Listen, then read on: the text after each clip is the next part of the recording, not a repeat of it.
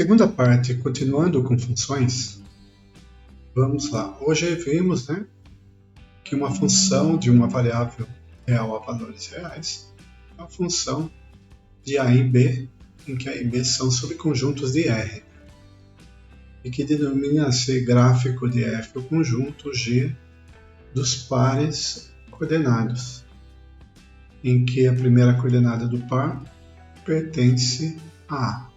E a segunda coordenada é o f de x. Mais alguns exercícios de treinamento, agora envolvendo módulo. Então, eu fiz aqui a questão A, a questão B, a questão C e a questão D. Lembrando que para resolver questões de módulo dessa forma, é interessante encontrar os vértices ou as abscissas dos vértices. As abscissas dos vértices você encontra resolvendo a expressão que está dentro do módulo igual a zero. Então aqui x igual a zero e aqui x igual a 2. Então os vértices ficam nas abscissas 0 e 2. Na letra B, a expressão dentro do módulo só essa aqui. Então x igual a 0, o vértice x igual a 0.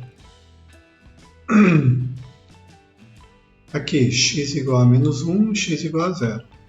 X igual a menos 1 e x igual a 0. Agora aqui tem módulo dentro de módulo, então fica um pouquinho diferente. Essa questão 11 é uma função quadrática. Ele pede para mostrar que essa expressão, esse trinômio, pode ser escrito dessa forma. Depois pede para esboçar o gráfico e encontrar o menor valor de f de x. Então, para escrever desta forma, a gente chama de forma canônica, é só fazer o completamento do quadrado. Tranquilo. O esboço gráfico. Para esboçar o gráfico de uma parábola, existe um truque que é interessante. Primeiro, são 5 valores de x. O valor central de x, você pega o x do vértice. O x do vértice tem fórmula pronta, que é menos b sobre 2a. Então, menos b sobre 2a, aqui vai dar menos 4 sobre 2 dá menos 2.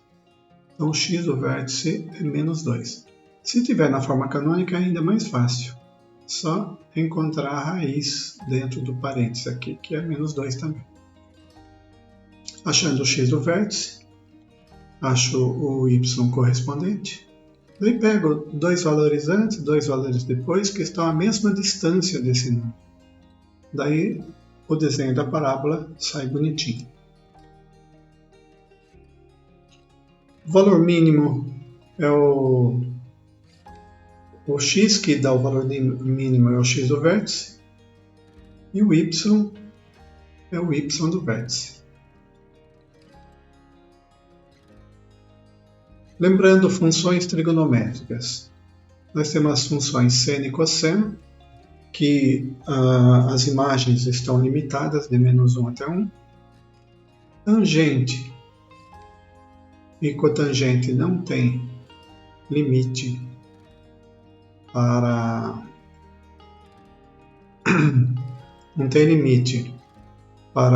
a imagem, só que o domínio não são todos reais, são aqueles que são diferentes desses daqui. A secante e a cossecante também tem essa restrição no domínio, e a imagem vai estar dentro dos reais. Mais precisamente, de menos 1 até de menos 1 para trás ou de mais 1 para frente. Algumas identidades importantes que a gente pode precisar ao longo do curso. Nós temos aqui a relação fundamental, escrito em termos de seno e cosseno, depois escrito em termos de tangente e secante, escritos em termos de cotangente e cossecante. Como a função seno é uma função periódica, de período 2π, então o seno de x mais k vezes 2π é igual a seno de x.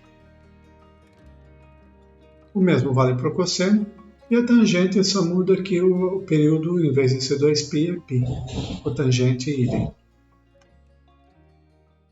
Essas duas diz respeito à propriedade dos complementares.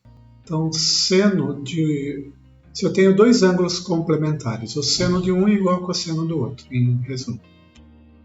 E aqui, quanto aos ângulos suplementares. Quando dois ângulos são suplementares, ou seja, somam 180 graus, então o seno de um é igual ao seno do outro. E o cosseno de um é igual a menos o cosseno do outro. Então, dei dois exemplos aqui, aproveitando os exercícios do Guidorizi. Seno de 2x, eu fiz aqui o gráfico, um esboço do gráfico, né? E do 2 cosseno de x. Aqui são gráficos bem parecidos, né? Ambos a gente pode chamar que essa curva se chama senoide. Então hoje concluímos funções, uma revisão de funções e gráficos de funções.